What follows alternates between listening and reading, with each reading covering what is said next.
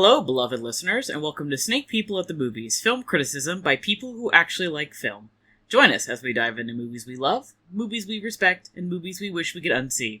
It's the podcast where we talk about growing up and living queer, nerdy, and depressed online and at the cinema. From the kids who really forgot what 2005 was like, it's Snake People at the Movies. I'm Matty. And I'm Ezra. No Helena this month. Helena's got some pretty important theater stuff on the docket, so we're gonna let them go do that. Helena's out there doing fucking art. Yeah. God bless. I guess, this is also art, if you Yes, this think is about true. it that way. But Helena's gonna go do the art that, you have to have...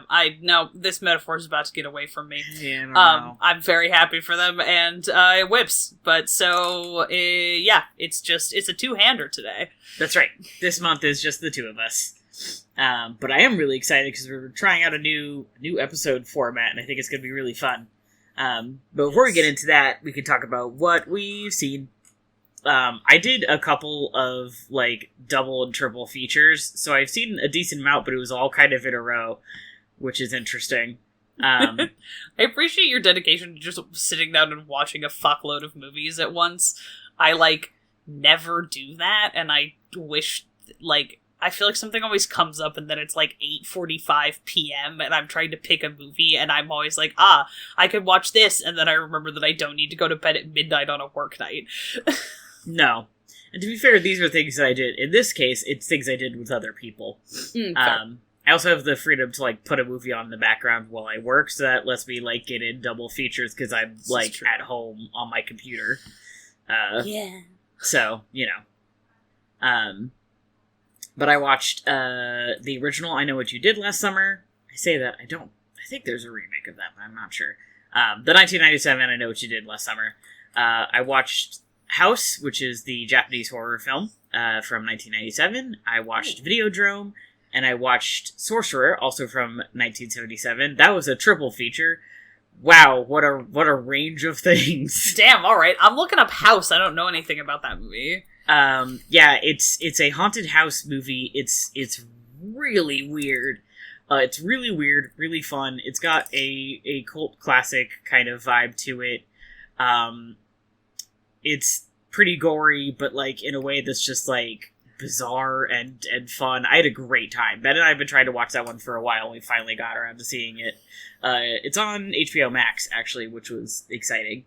And then we watched, after that, Videodrome, which he's also been trying to get me to see, which is what a couple pair of movies to watch back-to-back, because House is, gory and weird, but, fun and quirky, and Videodrome is just,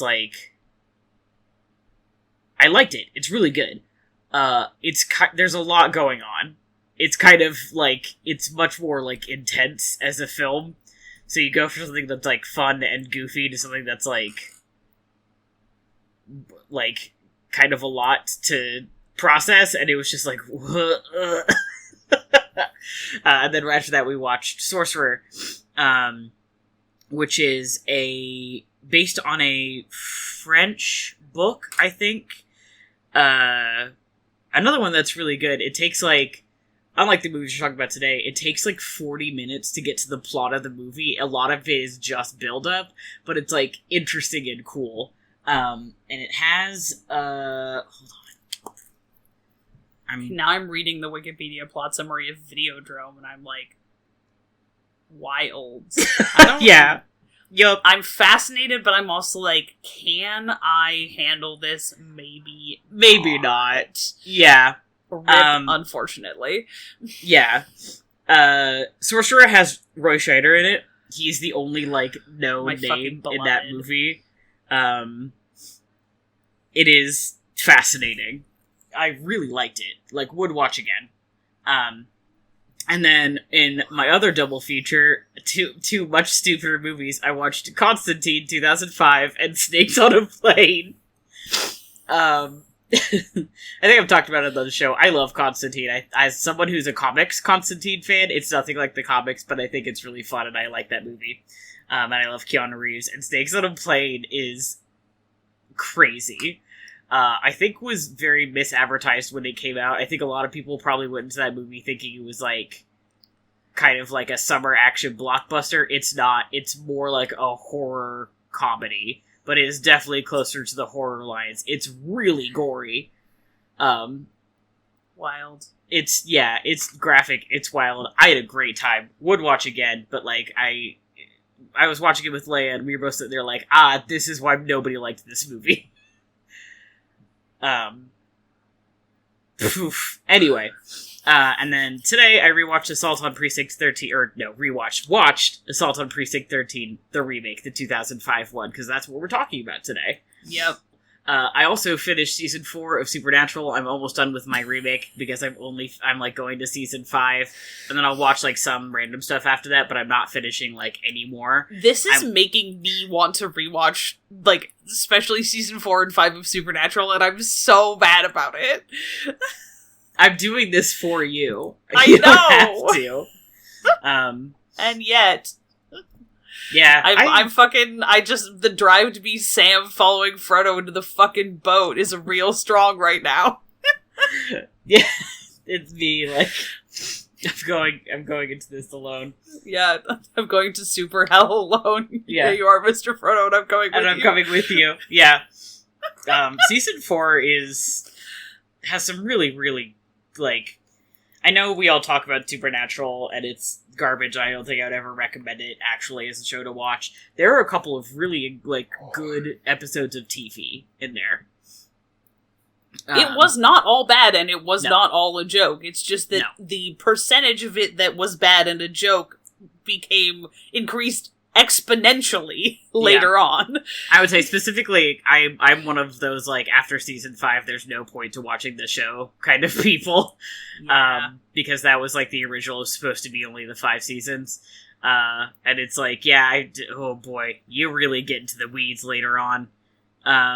Every time Leia tells me something that happened on late season Supernatural, I look her in the metaphorical eyeballs and go, I trust that you're not making this up, but I also, once again, must remind you that you could tell me literally anything and I would believe you. Yup. Yeah, there's some... Boy. Yeah, Anyway, so I'm excited to finish season 5 and then watch, like, one other arc, and that's kind of it. I just want to see my boy Benny again, and that's it. So, like, that's part of season 8, and then I'll be like, alright, enough of this. And I'm done. Boy. I've also been playing Final Fantasy 16. Game's really good. It's been taking up most of my time. I've played, like, 20 hours of it, and I'm only halfway through, so hot damn. Not right now, but later I need to talk to you about... That's the new one, right? Yes. Okay. I need you to tell me everything about the two guys that I have heard about. Which two guys? One of them's like a prince or whatever, and the other one's like his bodyguard? Yeah. No? Yeah. Huh? What is it? Or his something? Bodyguard? I don't know. I know like this much. I just know that there's two dudes kissing. Do you know their names? I don't know. They're gay. Apparently. Okay, we'll talk about this later. I think I might know who you're talking about, but... I can look it up. I saw like a headline somewhere, and it was like, hey, guess what? You have like the classic, like, this person is like, you know, hereditary monarchy or whatever, and this other person is like sworn to protect them with their life and also in love with them, and I was like, I'm listening. Oh, I don't know. I could be wrong. Talking about that could be a different game. I don't know. Maybe it'll be later on, though. Like I said, I'm about halfway through, and there's a lot of... I've already played, like, a lot of this game. I've never played Final Fantasy, and maybe I'll try. I think it's only on PS5, unfortunately. Maybe I'll get a PS5. Yeah, it's really good, though. I am a Final Fantasy guy, and I'm really enjoying it. So that's me, anyway. Fuck yeah. My What We Sneep says, what have I been doing for the past 2 weeks? I don't have any fucking idea. Because I don't. I have no clue. I played a lot of Skyrim. I don't know. I went to a baseball game.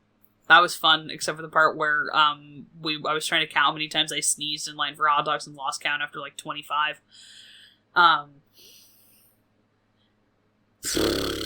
Yeah, nope, I got nothing. Moving on. Yeah, you saw the remake of Assault on Precinct 13. Yeah, I saw the remake of Assault on Precinct 13. So, this is welcome to the new Sneeple format, which we are calling Remake Rumble, where we watch an original movie, we watch the remake, and then we make them fight. This is brought to you by me being in the DVD section at the Goodwill and thinking that I was about to score and get a DVD of Assault on Precinct 13 and picking it up and going, I had no idea there was a remake of Assault on Precinct 13. Which I think I knew, but I think it was something that I had learned before I watched the original, so I, forgot. And you said there was a remake, and I was like, oh, I knew that. Well, I don't know why you would make a remake of that movie, but I guess there is one. Yep, I don't know. Which, so it's time to pit them against each other, which is not a particularly fair fight, but I have a feeling that most of these aren't going to be particularly fair fights. I'm excited for when we inevitably do the triple feature of the Thing movies. Yes! That'll be interesting. I'm absolutely calling them Thing 1, Thing 2, and Thing 3. Right. The cage match. Yeah. That's gonna be a fun 3-way cage match. Yeah. Yeah, so Assault on Precinct 13, I feel like we should do, a very brief... We've talked about the original a little bit before on this podcast, because, that was one of those, hey, newsflash movie everyone said was good, is good. Is good. But we could talk about it a little bit anyway. Yes. Came out in 1976, directed by John Carpenter. Yep. Basically, free to watch on YouTube, go ham. Yep. Essentially, these criminals end up in a precinct. It's in LA? Yeah? Yes, or it's outside of it. It's in, the greater LA metropolitan area. Right. They end up in this precinct, which is being shut down. There's, one cop and 2 secretaries there, but they have to go in there, and then, basically the precinct gets assaulted, as the title implies. And they have to basically fight their way out, or survive, essentially. I think in this movie, it's it's these criminals taking revenge on somebody who's in there. Yes. But it's not really, that is not really important. Yeah, it almost has vibes of a zombie movie in that the motivation of the attackers doesn't really matter. What matters is that they are relentless and they can't be reasoned with or frightened away. Yep. Those are sort of your two, and it's there are vague, there's just enough, which I feel like is a hallmark of the whole film. There's just enough to suggest the situation without, beating you over the head with the details, or really telling you squat about anyone, which, works like a charm. Yep. Yeah. It's got some, I don't know, I feel like I don't really know enough to comment on this in a particular, a super intelligent way, but I think it definitely lets social anxieties about the inner city at the time kind of fill in the blanks for people. They're, in a way that's just, is sort of, it just lets the zeitgeist do the work for it. You don't need to explain that stuff. Everybody knows. There are certain things that are enough to kind of give you the rough idea, and then the movie is all right, we got stuff to deal with. You can fill in the details on your own. Yeah. Yeah. You don't know anything about any of these people. Nope. Essentially, nobody has any backgrounds. The Nope. movie starts with leading into we're doing the assault, and we're getting these people and everybody into this building. This is why there's nobody else here. Yeah. Here's the assault. Let's go. It's everything this is why the phones don't work. Yeah. Yeah. This is why there's nobody else around. This is why nobody can help them. It's after 10 minutes is when the action starts. It's yeah. I think there's an interesting lead up that is the whole thing with the guy and his daughter. Yeah. And which is really interesting, and I love it because you have all of these shots of people driving down these really wide streets in suburban LA, or suburban-ish. I don't know. I've never been to Los Angeles. I've never functionally been to Los Angeles. But it's these wide open flat spaces, a lot of sky, big wide boulevard type streets. Everything is so expansive. There's so, it's like you have this sense of like, you, if you really had to, you could run absolutely anywhere. And from there, the movie just keeps packing everybody into a tighter and tighter and tighter space. In a way, and it just doesn't deviate from that. It doesn't deviate from that. It doesn't give up. It's inexorable. It's that just inevitable squeeze. In a way that's very efficient at building and maintaining tension, because you're literally ratcheting things tighter and smaller and tighter and smaller until, you know, they explode. Fair warning, there's going to be a lot of... We really can't talk about either of these movies without spoiling them, so if you haven't seen them, especially if you haven't seen the original one, literally pause this right now, it's free on YouTube. It's like 90 minutes of your life, you're going to have a great time. Yeah. The remake, I feel like, is also really hard to talk about without spoiling it. So if you're planning on, like... If you really want to watch the 2005 remake of Assault on Precinct 13 and not know what's going to happen, this Remake Rumble and see both of them, then see them both first. Because we really can't. This is not really a like, and we're going to talk about spoilers in the second half of the show kind of a thing. I can't really do that. No.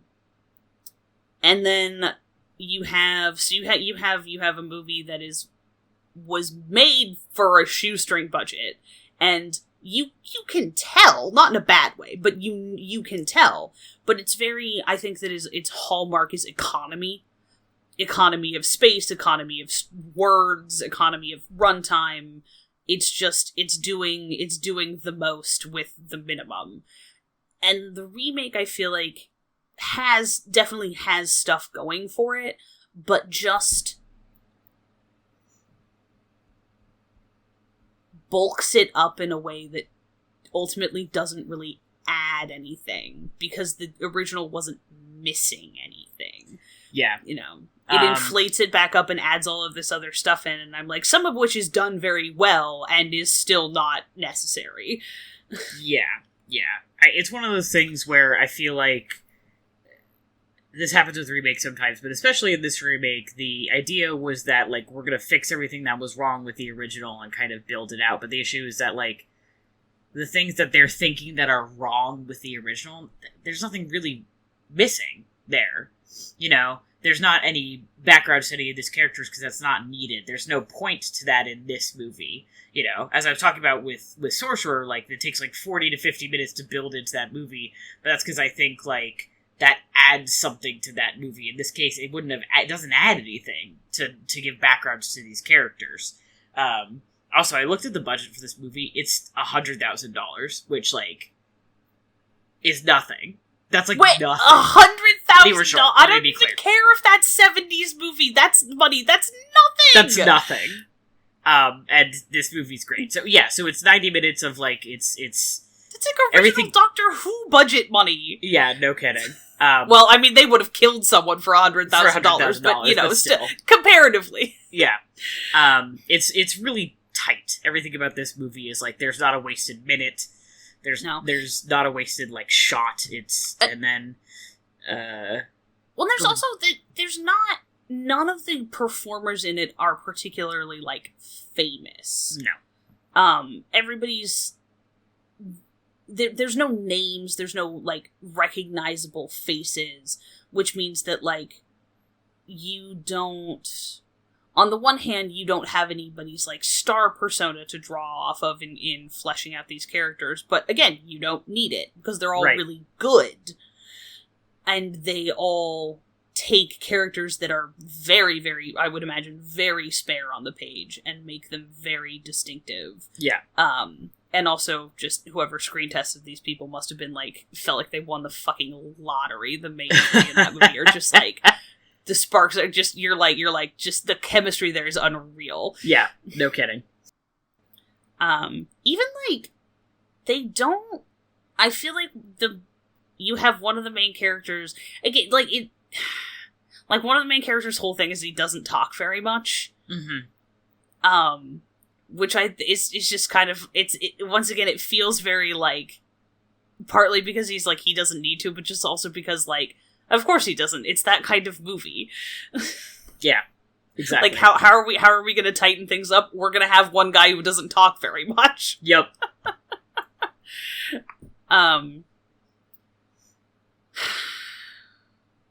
Trying to think about... I wrote all this shit down, and then I have trouble, like, putting it in order as soon as I'm saying it out loud, which is so weird.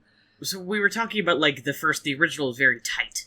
Yes. And then had kind of started to move into the remake starts to build off of that. It tries to fill in, like, the things that it thinks the original is missing, including one of the things that I found kind of frustrating. So the original, let's talk about the things that the original does different. Yes. So similar concept, everybody's they're in a precinct, there's cops there, that precinct is being shut down, so there's not very many, and the criminals are being transported and they have to be there. In this case, it is because they've set some, like, very particular reasons. In this case, in the first one, it was just kind of a random day. In the second one, it's New Year's Eve, and it's because there's a really heavy snowstorm in Detroit. They've also changed the location of the movie. The people assaulting the location are cops. They're like... Yeah, that's kind of... that's... I mean, it comes early, but that is a twist. That's like a reveal. You are led to believe that they are people in the employ of the crime boss, who is also, stuck in the precinct. And then, of course, the twist is that they're cops.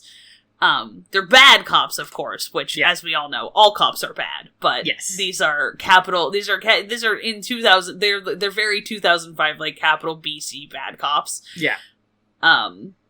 Which I feel like could have been really interesting. And is, like many other things in this movie, kind of squandered. Yeah. Yeah, so let's see, cops, the snow thing actually kind of makes sense because of the change in time period. They have to explain a reason why no one can come and get them, why their phones are dead, Though I will admit, the fact that their phones are dead, it's like, they cover the, like, well, the phones are dead because they're changing precincts, but no one can make, like, cell phone calls. And they're like, oh, it's because it's the crime boss's dudes, and then they never come back to it again. It takes a really long time for anybody to consider using a cell phone, which I sometimes wish that were me. But then it's like, out of all of these things that are really meticulously explained, there's this brief, like, they're jamming, like, they're fucking with, like, the cell network, like, that's hard to do. Yeah, sure is. And by that, I feel like, which sort of makes sense, because by that point in the movie, nobody has time to dwell on why or what that means, because things have accelerated to that point, but it takes a while. This movie fucks around in a way that, like, if it was not a remake of a movie that was so specifically, like, fucking chugging along from point A to point B. Yeah. I don't think it would have been as obvious, but in comparison, this movie fucks around a lot. Yeah. There's a lot of, like, I don't understand what the point of this was. Like, so for example, I understand why it's snowing. That makes sense. They put that in line. I don't understand why it's New Year's Eve. They've said it so, like, the opening shots of this movie are, like, a background for, like, the main cop.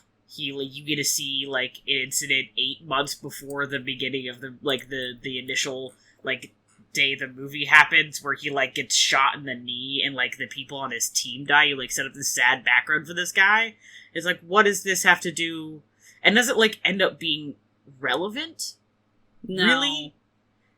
Like, I guess the idea is that it's supposed to make him, like, more sympathetic, I guess, but, like, I don't know, I think a guy who's trapped in a building being shot at is pretty sympathetic anyway, because he's trapped in a building being shot at. I mean, and also, I feel like it comes off in the end as feeling like this movie doesn't trust its actors the way that the original does. Yeah. Because you have Ethan Hawke, fucking fantastic actor. I can imagine half a dozen ways that they could have completely cut that intro section and given you the rough shape of what happened to him and how it has fucked him up just by, like, little glimpses of things. Or even, like, part of the other beginning of the movie is he's talking to his, like, assigned therapist, and they're, you know, dealing with the fact that... made me want to peel my own face off. God, it was frustrating. So they're dealing with his like, assigned therapist, who's, of course, a woman. A woman. And yes.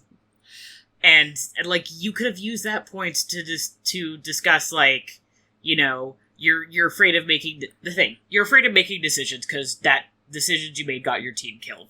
There we go. Done, reasonable, and explains why maybe he may be hesitating to make decisions later on in the film. Yeah. Which he didn't actually ever really have a moment of doing. He seemed like he was pretty good at making decisions. There was, like, one point where he was like, I don't know. But, yeah. like, yeah, I would have been... That made sense. Like, I don't know. Anyway. But if you want to do that, you could do that right there. Yeah. Easy. The same thing with, like, his like, substance use issues. Yes. Again, you had a lot of, and I will say one thing that I really I liked about the remake a lot. I think the camera work is often very, very good and very interesting. Mm-hmm. There are a lot of like interesting perspective shots that make the players feel very surveilled, in a way that's interesting and can kind of like make the precinct feel like it can alternately be like comforting and threatening depending on how it's kind of shot, which I think is very cool.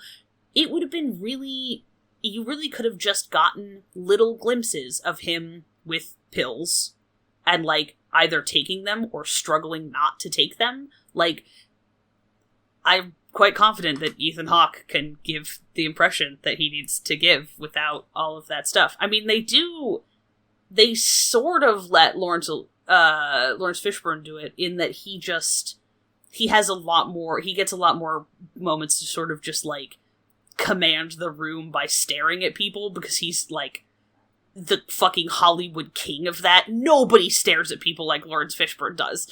True. He's so hot in this movie.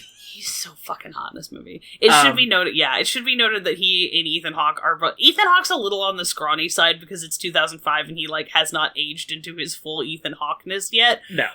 They are both exceptionally fucking hot in this movie. Yeah. There are some attractive people in this movie. Yeah, there totally are.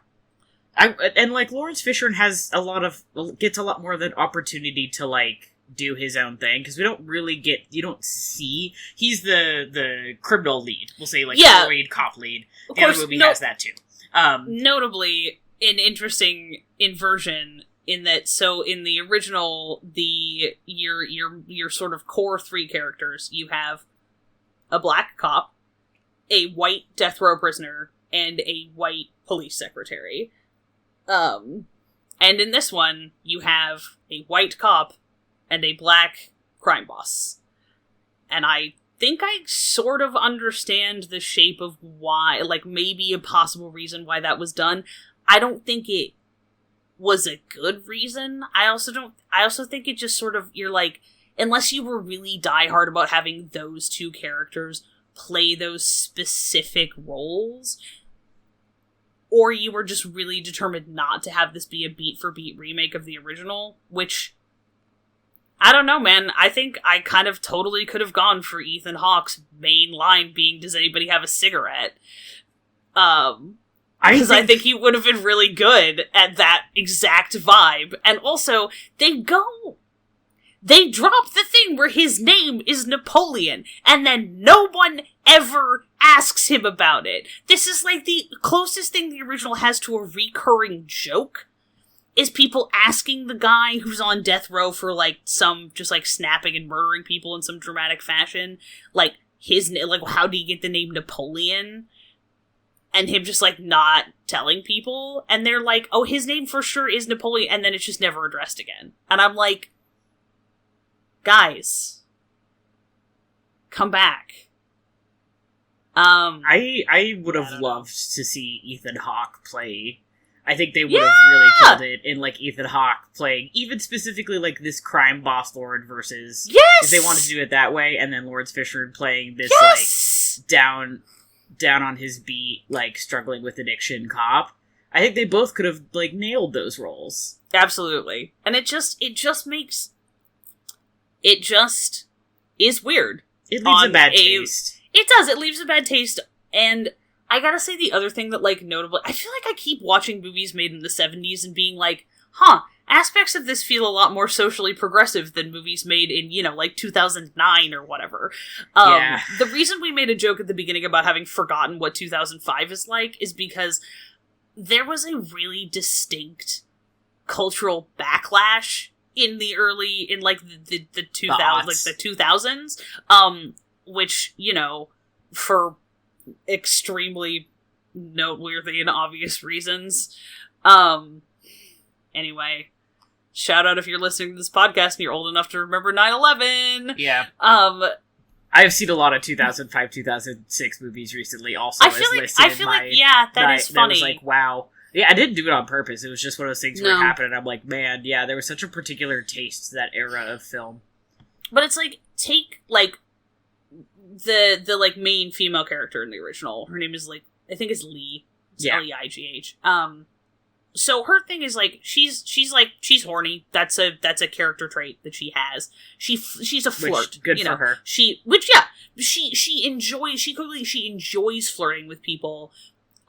That's like a known status quo thing for the workplace, which is, it is what it is, but it's framed in a way so that she is clearly, like, most of the time the instigator here, and, like, you get the idea that A, she's having fun, and B, if she wasn't having fun, she would have stopped it by now.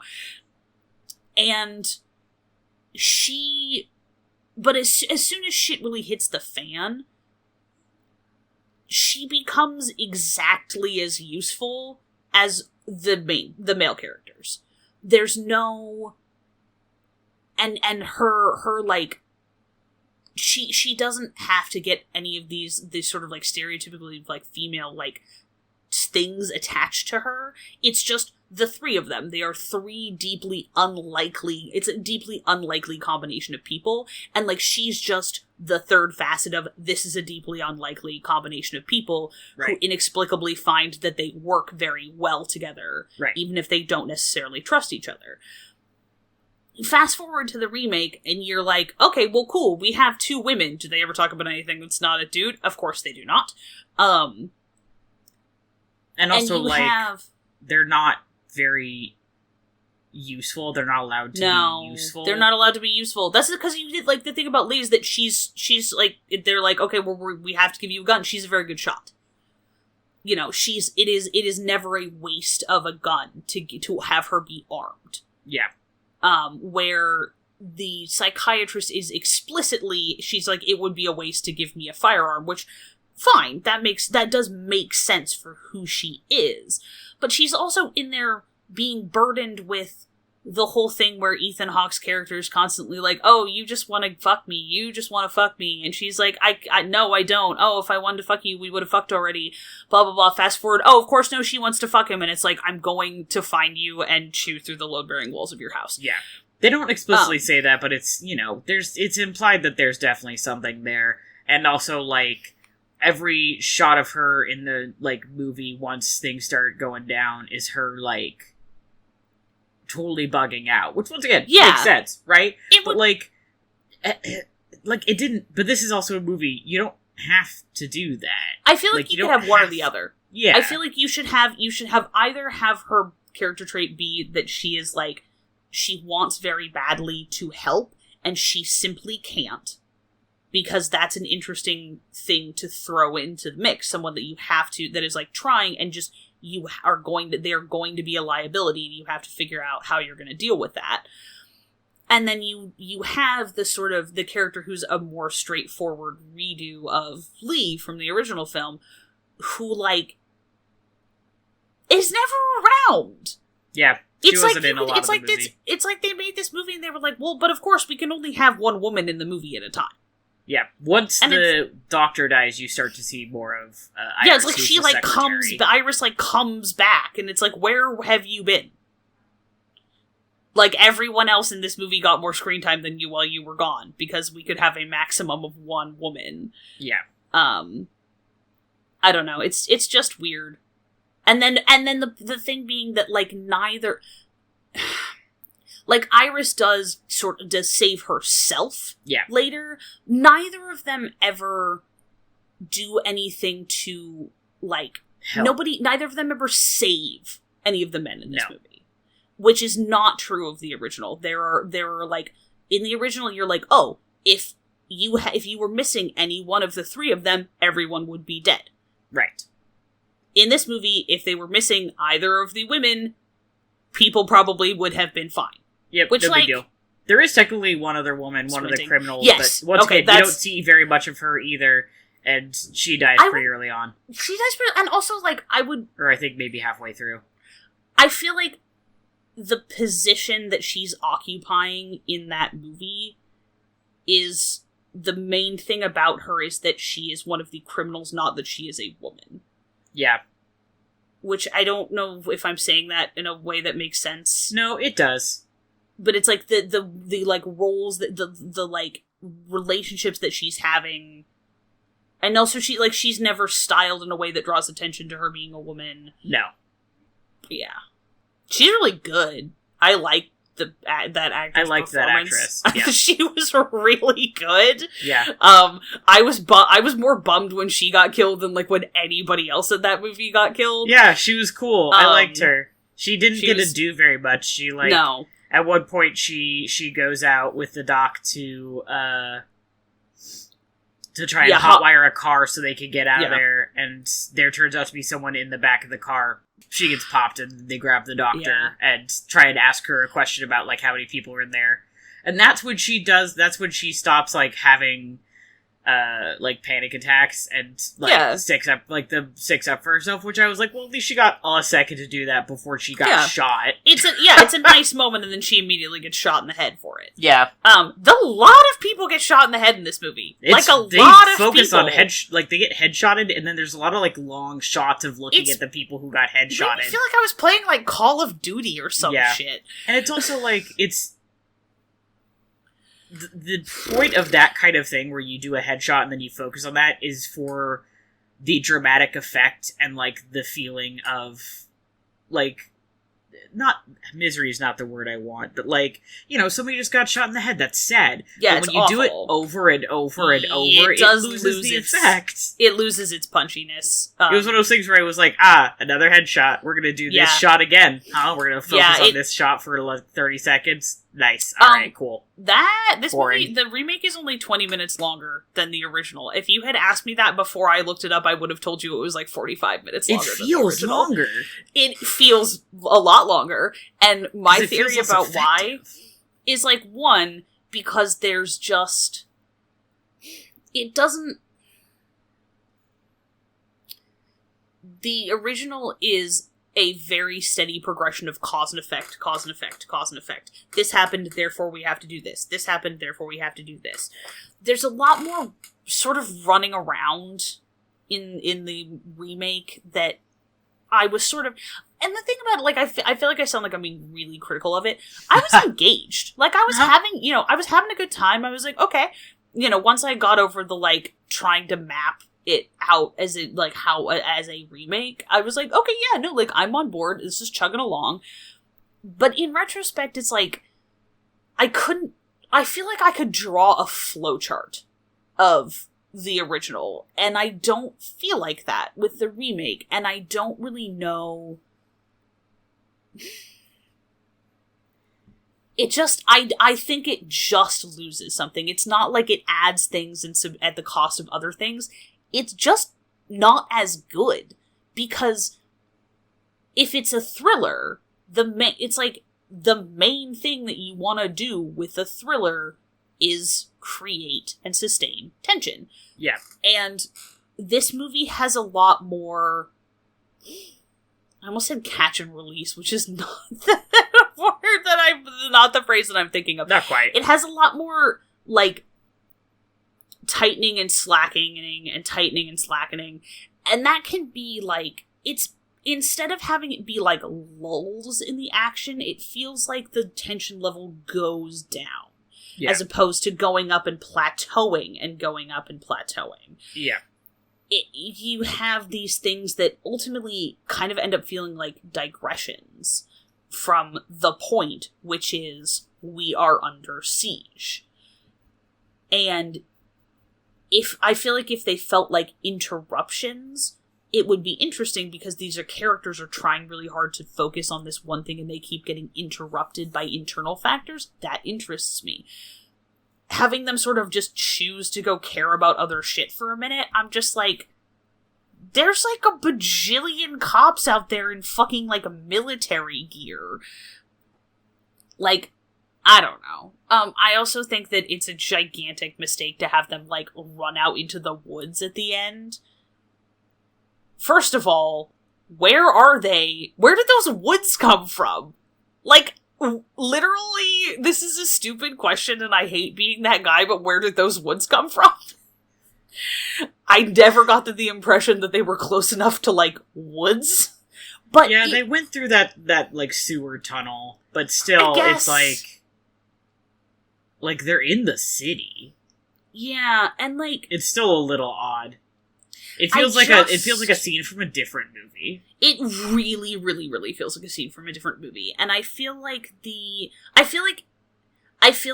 all of a sudden they were like, well, we also want to do the end of Heat. We want to tack the end of Heat onto. It's because of the lighting coming through the trees. That's why it reminded me of the end of Heat. Totally. So you told me this joke already, and I still think it's funny. I'm so glad. Well, you were also like, it's like the end of Point Break. It's like the end of Point Break. Yeah, it's like the end of Point Break. It is also comparably homoerotic to the end of Point Break. It's not as homoerotic as the end of Heat. No. I mean, is there anything that's as homoerotic as the I end wish of my Heat? life was as homoerotic as the end of Heat. Anyway.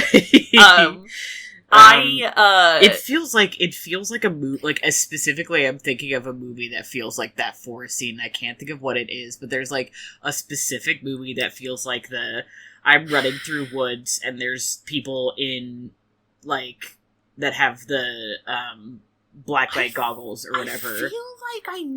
I feel like I can envision what it is you're talking about, but I can't think of what it is. It doesn't really matter. Yeah, no. The point is it feels like a different movie. The problem that I think is that, like, you have where, like, the original is the end of it is very literally almost like the image of loading a cannon and tamping down the stuff in the cannon.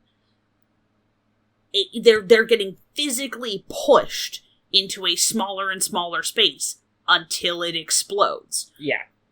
This is like, they go down there, you can have the increasing claustrophobia, and then all of a sudden it just takes the cage off. Yeah. And you almost can't help having it be a release of tension because it's a release of your visuals. Yeah. Because, like, there's this point where they're in the forest and they're trying to hunt down, like, the main evil cop or whatever. And is that Gabriel Bryan? I think that's it, or does it just a dude who looks like him? I'm gonna look this up because I was like, I like him a lot, but I was like, what are you doing here? Yeah, well, there's a point where, like, totally is. Ethan Hawke is hunting down the evil cop or whatever. Yeah. And Lawrence Fishburne shows up again, and he's like, what are you doing here? Why didn't you run away? And the fact that, like, the movie hasn't finished, there's still all these cops, it's still, like, the issue of, like, we're being hunted down by cops, but people feasibly could have just left, is, like, No, I really having the, like, all of a sudden they're just, like, skeleton meme, you can just leave, and it's like, walk out, you can just leave.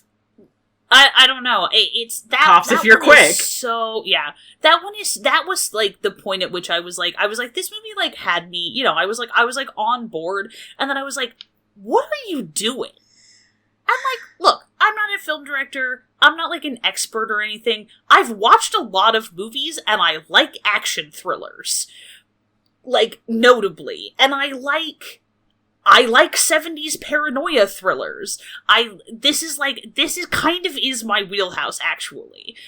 I have strong opinions about, and I do not think this is just a personal taste thing. I think there are certain kinds of visual language that, like, means things, and going from this increasingly dark and enclosed space, the way that so deliciously in the beginning of the original Assault on Precinct 13, you have the lit phone booth against the totally black sky, which is like the visual metaphor for the whole fucking movie. And then all of a sudden you're like, we're in the snow in the woods. And I'm like, isn't there an episode of Hannibal that looks like this? Because Lawrence Fishburne is there. Yeah, sounds about right. I really genuinely think I really am pretty sure there's an episode of Hannibal that looks a lot like that, and that may be what I was thinking about. Yeah, that's not what I'm thinking about, I think, but still, it's not inaccurate. This is somewhat related to what we're talking about, but it's a different critique. In the woods area, the issue is that the guys that are shooting them have their, like, they can see us, we can't see them because they've got their night vision goggles or whatever, and then they leave the woods and it's, like, full-ass daytime. It's early morning, it's, like, dawn, but I'm, like, 5 minutes later, you go from the dark of night to being... I don't think that's how that works, They keep saying it's almost dawn, and I'm thinking... It's December 31st in Detroit. No, it's not. Yeah, it's dark, dude. You haven't been out here. And, like, the sun rises at, like, 8:45. Yeah. Well, no. Maybe I don't think Detroit is the sun. I think I'm at a higher latitude than Detroit is, but still. Still, like, and also, like, even if there's, like, hours that we're missing, we're not seeing, there's still the point of, like, if it's almost dawn... the night wouldn't be quite so dark right now. I know there's, like, a visual effect of the dark is tense, the dark is scary, right? But that I just have to, like, trust your word that it's almost dawn and there's no visual indicator that, like, maybe there's some kind of hope incoming. I don't know. This isn't also fully unrelated, but I feel, in my brain, this feels related. I don't know if it's true. It feels like this movie doesn't trust me quite so much as an audience to, like, just as an audience overall to, like, know what's going on, to, like, care about these characters. Nodding my head. Yeah. Like, there's so much about it. It's It's okay. I don't need my hand held. Yeah. The original trusted me as the audience to know what was happening, because, like, you know, I've been talking about, like, the characters in the remake have all these background stuff, and, like, the original didn't have that. The original didn't have all this other stuff, because it didn't need it, because it knew that I, as the audience, was going to be able to pick up what was going on, and also was going to, like, care about these characters, be interested in what was going to happen next, be able to feel the tension, all of that stuff. Whereas, like, and I feel like this happens often with remakes, and often with, like, specifically these, like, early aught movies, is, like, these movies don't trust me as the audience to be able to feel all of that. If I'm watching an action movie, or if I'm watching an action thriller, I must be kind of a dumbass. I know, right? You know? I feel so talked down to by modern action thrillers in a way that this was, like, those were, like, movies for adults in the 70s, I feel like, and it was now they're like they're movies for adults, but now they're like movies for, like, the lowest common denominator or whatever. Yeah. As my dad, like, it's my dad's favorite way to describe that. Yeah, it's like, I feel like I'm like, I don't need my handheld. It's fine. I can extrapolate things. Also, I have this I've written in the Google Doc, and I'm going to fucking say it out loud, which is part of my beef with this movie, and also many movies from the time period, is that I do not need to have a male character have romantic feelings for a female character in order to give a shit about her. Yeah. I don't need her to be desired in order to see her as a person. Yeah. I mentioned this in a different note about this movie, that, like, this movie had a lot of, like, romance and, like, sexual tension stuff that, like, didn't feel necessary, and also, like, never went anywhere. Like, it never wrapped up successfully. It was, like, both of the main female leads, like, had that kind of thing, and, like, the doctor got, the psychiatrist got fucking shot, so that didn't go anywhere. And, like, then the Ethan Hawke, like, never really had one moment where he was like, I shouldn't have let her go, and then she never got talked about ever again. So it's not like he ever had that moment of, one, I can't, my decision made let someone get shot again. Yeah, this like, happened again. To my team. Or, like, I cared about her and she died and I feel horrible about that. That never went anywhere. And the other one is Lawrence Fishburne and the secretary had kind of a moment. He does abruptly start calling her secretary in a horny way, which, unfortunately, there is an element of me that goes, hello. Yeah. But that's because I'm horny for Lawrence Fishburne, yes. Not because I think it's a good storytelling choice. No. Also, I need to figure out, I feel bad considering, what is her what is that actress's name? I do not know. I'm going to try to find out. While you're finding out, I'm gonna to wrap up this thought here. Where, like, he has a moment with her, and I think the point of it is he tells her, like, if anyone is ever coming for you, you grab him by the throat. And then she does that later in the movie, but it, like, isn't successful, and she ends up stabbing him anyway, so I'm like, what was the point of that? And also, at one point, he holds, like, Lawrence Fishburne holds her hostage. Yeah.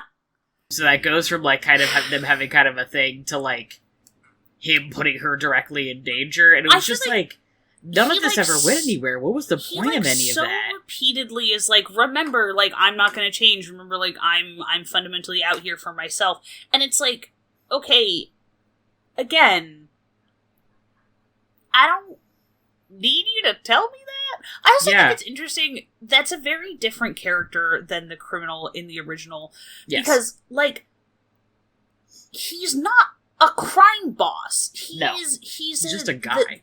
He's just a guy. He's much more of the, like, rather than the sort of social fear of organized crime, he's the fear of, like, A, somebody just snapping and murdering people. Yeah. Or B, the, like, killer who hides in plain sight. Yeah. Kind of a thing, because they seem really normal. Yeah.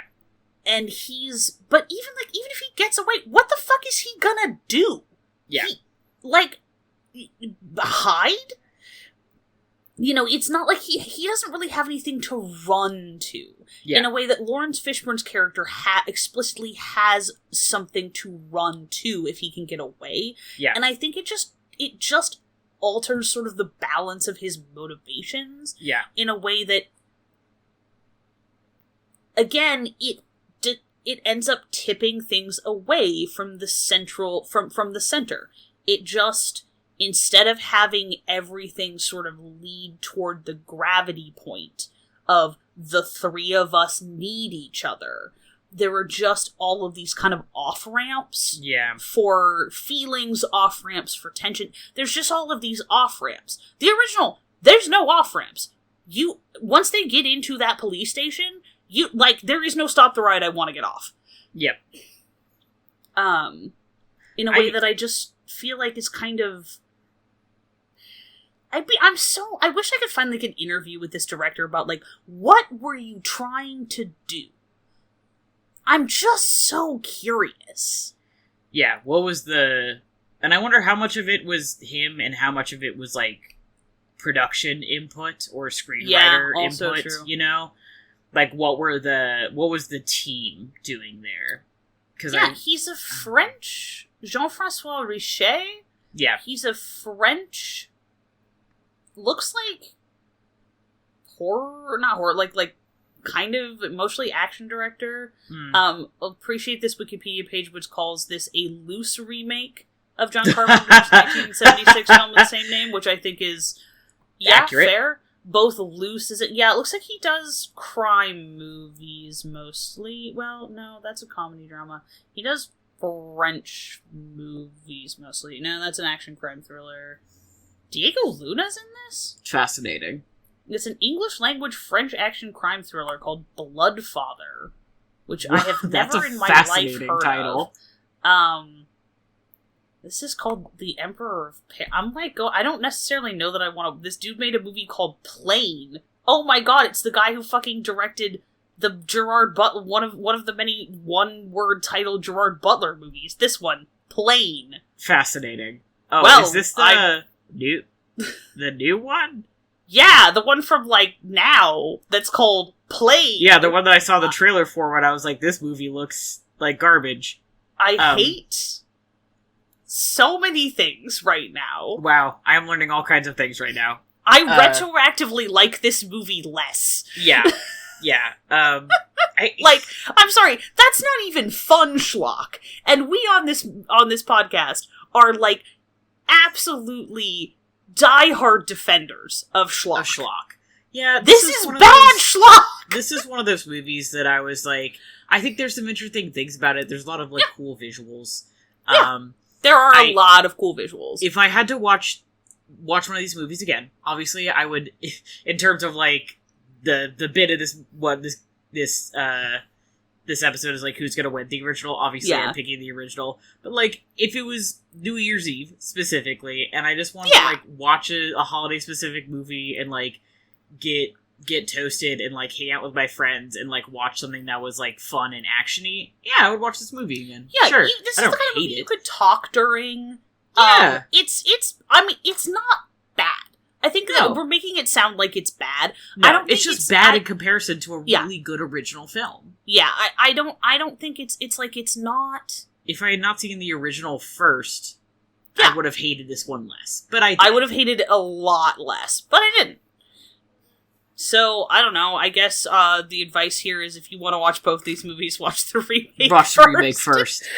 I was going to say earlier, too, that, like, I like I like all the characters in the first movie, obviously. I really like the criminal in the first movie. I thought he was interesting. I thought he was, like, so good. Compelling. The actor's really good. So cool. He's so cool.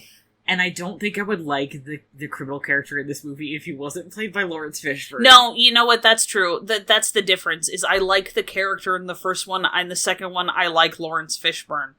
I like Lawrence Fishburne in everything. Good, and he's, like, sells it, but, like, the character otherwise is, like, every crime boss. He's not... And it's like, they don't, in any way, achieve the enigma aspect. Because that's the thing about Napoleon... I don't know, I keep wanting to call him Napoleon Solo, which obviously is a completely different character. I keep wanting to call him Napoleon Dynamite, because I'm a child of the 2010s, but if you give me a second... Napoleon Wilson. Yeah, Napoleon Wilson. He's an enigma, and he remains an enigma. Nancy Loomis is in the original. Yeah. Sorry. No, not at all. He's... You don't... I like that you never figure out what his deal is.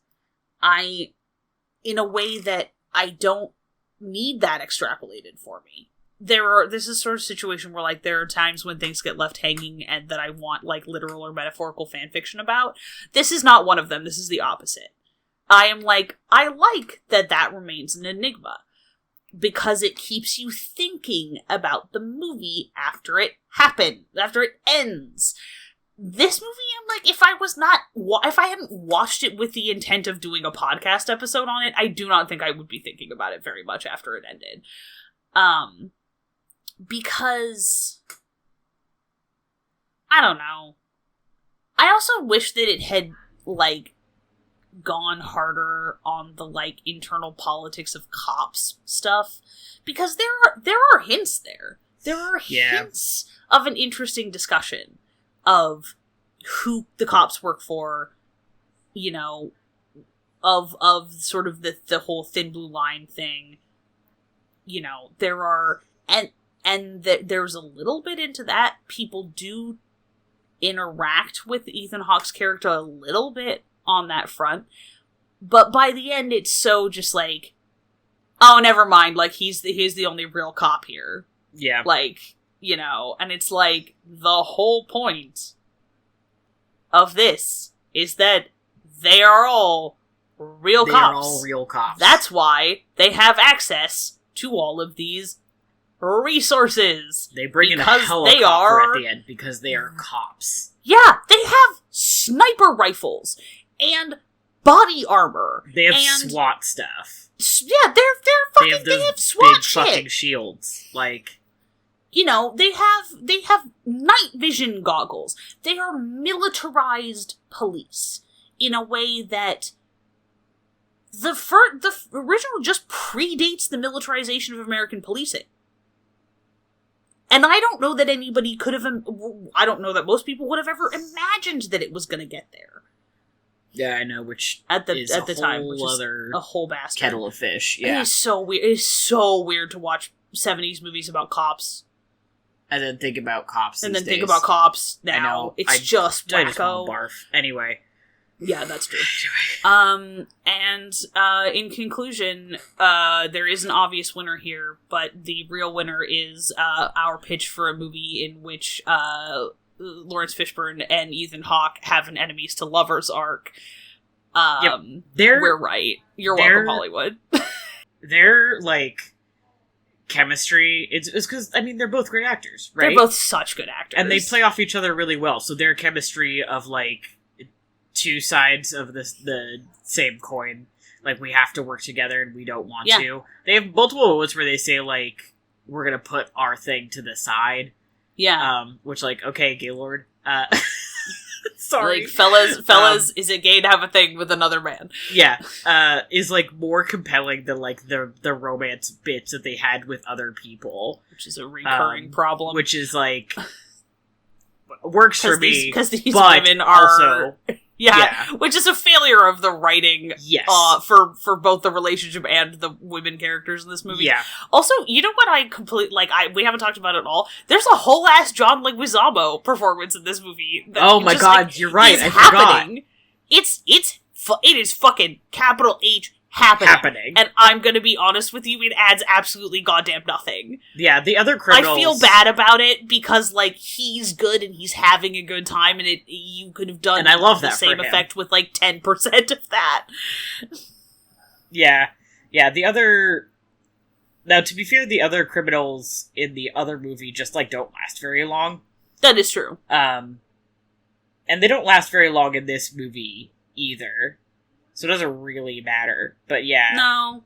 He's doing a whole bit. I think it's just that he's doing a whole, like, capital B bit the whole time in a way that's sort of more... His performance is a lot flashier than everyone else's. Not that it's bad. No. It's just happening in a different register. Yeah. And I think, like, says something maybe about, like, other parts of the movie. The fact that he, a fairly minor character... like, stands out more than, like, almost all of the other main characters. Yeah, it just feels kind of, again, it feels like another off-ramp. Yeah. It's another thing that's pulling your focus away from the main structure of the movie. Yeah. It's one of those things where I felt like they were gonna do something with him. Because he stood out more than the other criminals, except for, Lawrence Fishburne, and I was like, well, that's going somewhere, right? And especially because he kept, like, reaching out to Lawrence Fishburne's character, like, trying to get his attention and trying to talk to him. And I'm like, there's gotta be something there. Yeah. Nope. Yeah. There's gonna be a thing here. There's gonna be a payoff. No, he escapes with one of the other dudes and they get shot outside. Which happens in the original, too. But I was like, I didn't think he was gonna be one of the guys that did that. Because, like, it seemed like clearly something was gonna happen there. Yay. I would like to offer a special shout out to whoever tailored Lawrence Fishburne's giant wool coat in that movie. He's so fucking handsome! Thank you for your service. That man's shoulders are so wide. So big! And he's got those fucking, like, diamond studs. Like, hello. No, I can't, again, genuinely put this movie on in the background of a party and just all be loudly horny for Lawrence Fishburne. I feel like this movie, like, frustrates me in a lot of ways. But, like, more importantly, I feel just, like, disappointed. Like, I'm not mad, I'm just disappointed, because the original's so good. And it's like, I think there's a lot of things that a remake... Generally, I'm like, if the original's really good, I don't feel like there's necessarily need to do a remake. But if you want to do a remake and you want to kind of adjust it and shake some things up for a modern era, cool. This movie just didn't do it. If you want to do a remake of Assault on Precinct 13 and put Lawrence Fishburne and Ethan Hawke in it, fuck yes, I love that idea. Yeah, I'm like, but you gotta execute it better. I am on board here. You lost me. In the execution of this one, you really did. And I like this kind of movie, you know? Yeah. I feel like my lack of affection for Die Hard is an anomaly because I do like this kind and of I movie, love Die Hard for whatever reason. So I need to give Die Hard another chance. It's okay. I mean, if you don't, No, that's okay. I do want to though because I feel like I've been culturally poisoned against Die Hard as a concept, and if I can shut up the part of my brain that's like, why are so many movies from this era about punishing women for getting a divorce? That's fair. Because that's also the plot of the fucking Santa Claus movie or whatever. The one where the guy accidentally, murders Santa? Oh, yes. Yes. I've only ever seen the last 15 minutes of that movie, and that whole movie is about how getting a divorce is bad. Yeah. Because I think Die Hard is significantly your new partner less will be, effeminate because he wears nice sweaters. Yeah. And has a white-collar job. Yeah. That movie is... Not to digress here, but man, the time that I was standing in a sandwich shop with my roommate at the time, and the last we ended up watching the last 10 minutes of the fucking Santa Claus, and I was like, what is happening? And he's like, you've never seen that movie? And I was like, take a moment to think about who you're asking that why question. You would have never seen that movie. Yeah, and then he was like, okay, and then explained to me the plot of the Santa Claus, and I was like, why is this about punishing a woman for wanting to get a divorce? Anyway, sorry. Yeah, no, you're fine. I think that Die Hard is less about that. Less! I'm assuming it is less like that if you actually, watch the whole ass movie. I'm also not sure that I've ever seen it, not cut up for television. That's fair. It also might be, you might be more engaged with it if you watch it with me, person who watches it every year and, enjoys it. That's what I'm saying, is, I don't want to watch Die Hard. I want to watch Die Hard with you. Yeah, we could smoke a joint and watch Die Hard. Yeah, there are many movies out there that I feel like if you watch them with someone who loves them, it is an infinitely better experience. Yep, totally agree. Which is why you should all watch Assault on Precinct 13 with us. Yes, exactly. We should definitely do that should be the sequel movie night for this month, right? Yeah. I think we were gonna do Starship Troopers because I was like, hey, I've never seen Starship Troopers, but we can pivot. It's free on YouTube. Yeah, I think we also kind of missed the one for June, so... Oh, yeah, that's true. It's July now. It is July now. I think maybe we can skip the one for June and just be hey... We'll watch Starship Troopers some other time, fam. Ben, please. Assault on Precinct 13. Ben's gonna say no to a John Carpenter movie. Exactly. So, yeah. Anyway. Okay. Before we go, I have a request for feedback from our beloved listeners, which is my local indie movie theater is opening Barbie and Oppenheimer on the same day, and have structured it so that you can make it a double feature. My question is, A, do I go? And B, if I do, which one goes first? Oppenheimer. Okay. I feel like depending on how intense Oppenheimer actually is, I'm wondering if the whiplash is going to make me, not be able to get into the Barbie movie. But either way, you're going to be running into that issue. I feel like as someone who recently had that experience... I like that it didn't even address if you were going to do double feature. The answer is obviously yes. I feel like I have to at this point. If I can make that work, I gotta do it. But I feel like the thing, as someone who recently did something similar, I went with a goofy movie and then a really intense movie, it's really hard to do it the other way. Okay. I think you want something that is, a harder or a sadder or whatever, more intense movie, and then you want something to kind of, lift your spirit. Okay, that makes sense. So, if I can make this work, which I don't know if I'll be able to because they open on a Thursday, and I don't know. We'll see. Do they only do the double feature that day? I don't know. I'm gonna have to look. Possibly not. I think they may just be, doing that because it's an extremely funny bit. Yeah, the email announcing it had a bunch of memes. And excitingly, I get to go see Asteroid City first, which my favorite review of which is, no, this really is the town in the desert that you stop in between Oppenheimer and Barbie. And I'm like, what a summer. What a review. What a summer. Yeah, no kidding. The summer movies this year are wild. Yeah, send me your thoughts, and also possibly your condolences, in case my brain gets absolutely ejected from my skull from the combination of from seeing Oppenheimer and Barbie as a double feature. I'm rooting for you. I think it'll be great.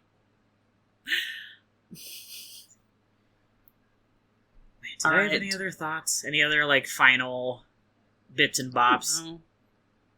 I feel like we didn't talk about the original very much beyond it's really fucking good, but, like, to be fair, it's really fucking good, and I feel the like point of the movie is that it's just, like, so tightly put together that it's, like, there's not a lot. It's hard to talk about it. Without just, like, explaining, like, just talking through the movie, and it's like, at that point, you should just watch the movie. It's 90 minutes. Just go watch the movie. Yeah. Yeah, it's so good. I need to get a DVD of that. I know, right? I'm on the hunt now. Criterion, when are you releasing Assault on Precinct 13? When is... Okay, I need the Criterion. I'm gonna start fucking just tweeting at them, like, complete John Carpenter when. Please. Because I want Prince of Darkness. Yes! Really bad! I mean, I have my copy of The Thing now that I got at the Blockbuster, so I don't need that, but, like, if they offer it, I'll have 2 copies of The Thing. I would totally buy a Criterion copy of The Thing. Oh, also, speaking of Criterion movies, my copies of Thelma and Louise and Night of the Living Dead finally arrived after a month of trying to get them. I'm so happy. No! Oh, I'm so excited happy. For you. Hell yeah. My mom had quite a reaction where she was like, Night of the Living Dead, because she's not a horror person at all. Like, less so than you are, even, I would say. Which, you know my mom, that must not surprise you. But she saw Thelma and Louise, and I do know, that actually, Yep. She saw Thelma and Louise and was very excited about that, so... I love that. Yeah. Trying to think about, whether I have any more, like, closing thoughts. I think, also, like, let us know if you think this is a fun episode format. Yes. We had a good, this was fun, I had a good time. I do think, calling it Remake Rumble is fun, and Agreed. We'll have to, like, keep an Excel sheet or something to track, like, which challengers win and which originals win. I'm guessing it's probably going to be all originals, but you never know. I feel like it's... No, there's gotta be a handful out there where the remake is better, or at least they're on par with each other. Right. Even if they're, like, very different movies. Right. The question... I feel like another question is going to be, do different adaptations of the same source material count as remakes, which I would say no. Or that's a separate... I think that's a separate... We could do, like, adaptation bracket, but that should be a separate category. Agreed. Because Sorcerer, there's, like, 2 other film adaptations of that. And I would be interested to see I was like, I want to see the other ones. I think they're both French. Okay, now I gotta come up with a funny, funny alliterative nickname for adaptation, whatever. Yeah, adaptation analysis. Oh, that's a little clunky. We'll figure something out. We have time. We'll workshop it. Yep. Yeah, so, tweet us. Tweet us your suggestions.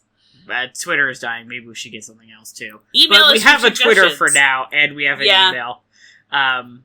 So, let us know. Join the Infinity Break fan Discord and send us, there we go. Yeah, join the Infinity Break server and, spam the Sneeple channel with your suggestions for the next Remake Rumble.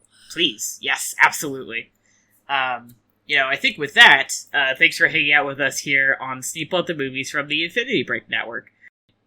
Check out infinitybreak.net for more awesome content, and come hit us up on Twitter at people_snake, or shoot us an email at sneepleatthemovies@gmail.com. Our amazing music was done by Johnny Ronaldo, who you can find at Johnny Ronaldo on Twitter. Our super snazzy logo was designed by Bethany Luthold. You can check her out at bethanyluthold.wixsite.com. If you got a subject you want to hear us talk about, a movie you think we absolutely need to see, or have a pitch for an Ethan Hawke and Lawrence Fishburne enemies to lovers flick, come say hello. Also, if you can, please leave a review on iTunes and share the show with any friends who you think would enjoy it. Any way you can spread the news helps us so much, and we would really appreciate it. As always, thanks for listening, and we'll see you at the movies.